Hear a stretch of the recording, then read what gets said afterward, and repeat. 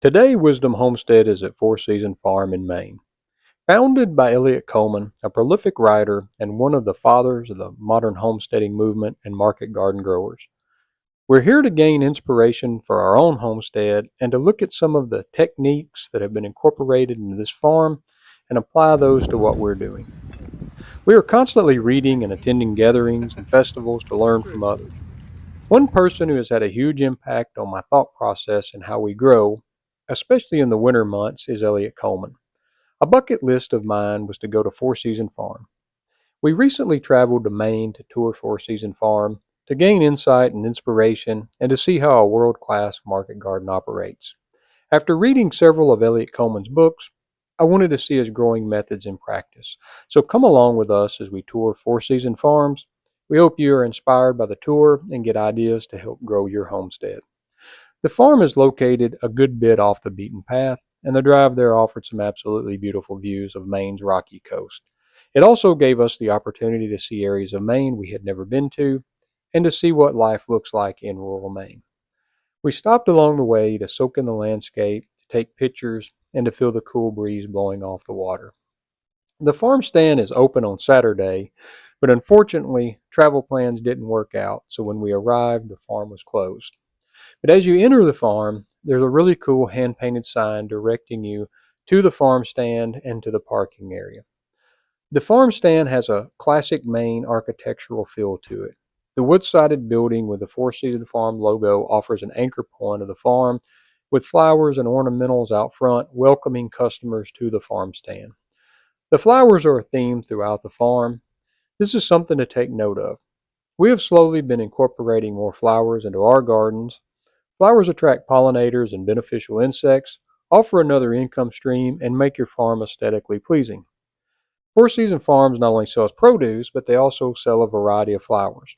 Now, this model may not fit all homesteads, but it's definitely something to look into. Our main goal is to attract pollinators and beneficial insects to our high tunnels and gardens to improve yields. This is especially important during the shoulder seasons where pollinators aren't as prevalent. You can see here where flowers are part of the garden edges and not only create a home for pollinators and beneficial insects, but it adds a variety of color to the garden. Two of our favorite annuals are sunflowers and zinnias. Both are easy to grow and will add color and depth to your garden. A great perennial to try would be purple coneflower or echinacea. Red and white clover not only make great cover crops, but also attract pollinators. Let us know in the comments below what your favorite flowers are. High tunnels and/or greenhouses are an important part of any homestead. This gives you more growing time and allows protection from the elements. We are in Zone 7B and find that we can grow year-round in something like a farmer's friend caterpillar tunnel. Four Season Farms had a variety of greenhouses and tunnels to help extend the season. So check out these tomatoes grown on a tomahawk system. Note the use of ground cover, which greatly reduces labor and can help keep the ground warmer in some of the cooler months. One thing that jumped out at me was the use of wooden stakes to keep plants from falling into the aisles. Holding plants upright, this helps define garden beds.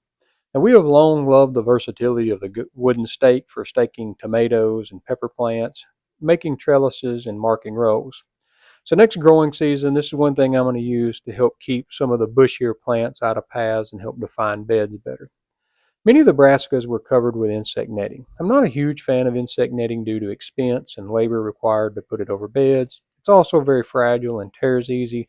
However, it does make a huge difference protecting crops from insects, especially the flea beetle. Now, the majority of irrigation we saw was overhead.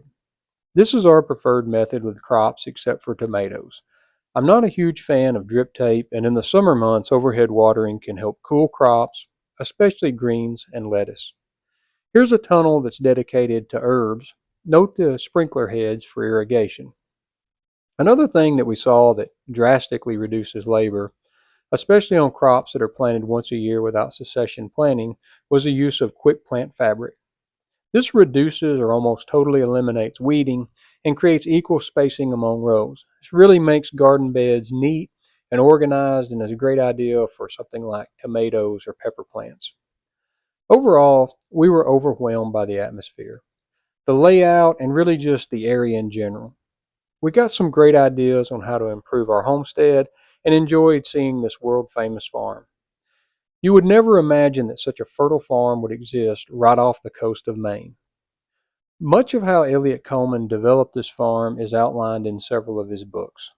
If you haven't read Elliot Coleman's books, I would highly recommend them. The New Organic Grower is a great read for beginners and seasoned farmers alike. Four Season Harvest and the Winter Harvest Handbook will change your outlook on growing seasons and give you great advice on how to grow in the winter months. So check out the link to their farm page below and support Four Season Farms by buying a book or donating directly to their Real Farmer Care mission. More about that on their website, which I encourage you to visit, link below.